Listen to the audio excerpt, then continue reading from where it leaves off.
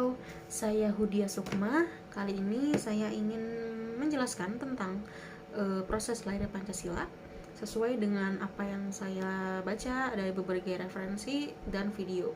Nah, untuk proses lahirnya Pancasila ini sebenarnya tidak hadir begitu saja, melainkan melalui perjalanan sejarah yang panjang dan terlahir dari proses pemikiran tokoh bangsa. Dan Pancasila lahir dari titik pijak dibentuknya BPUPKI yang diinisiasi pada 29 April 1945.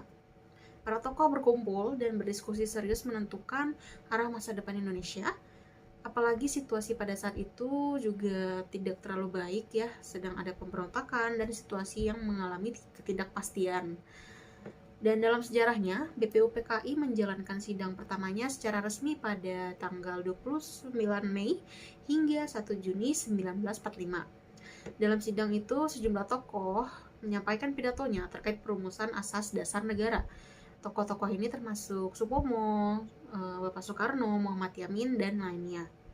Muhammad Yamin berpidato pada 29 Mei tahun 1945 dan merumuskan 5 asas dasar negara, yaitu peri kebangsaan, peri kemanusiaan, peri ketuhanan, peri kerakyatan, dan kesejahteraan rakyat. Dan sementara Supomo menuliskan dasar negara Indonesia merdeka, yaitu persatuan, kekeluargaan, mufakat, dan demokrasi, serta keadilan sosial. Dan selanjutnya pada 1 Juni 1945, Soekarno memperkenalkan 5 sila yang terdiri dari kebangsaan Indonesia, internasionalisme, mufakat, kesejahteraan sosial, dan ketuhanan yang Maha Esa. Dan Soekarno kemudian mengatakan bahwa untuk penamaan Pancasila itu dia dapatkan dari petunjuk seorang kawannya yang ahli bahasa, dan nama yang paling tepat itu adalah Pancasila, sila yang artinya dasar atau asas.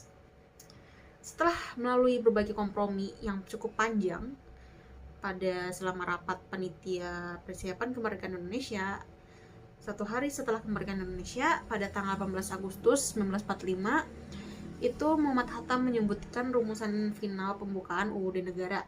Salah satunya menyebutkan perubahan kalimat pada dasar negara menjadi negara berdasarkan ketuhanan yang Maha Esa. Inilah perubahan yang maha penting menyatukan segala bangsa, ujar Hatta. Dan perubahan ini dianggap sebagai rumusan final dasar negara yang dikenal dengan nama Pancasila. Dan dari situlah kita belajar bahwa persatuan lahir dari sikap saling menghargai demi menjaga persatuan seluruh rakyat Indonesia. Dan Pancasila akhirnya menjadi titik temu berbagai pemikiran dan kepentingan. Itulah yang membuat Pancasila tetap relevan hingga zaman ini ataupun hari ini.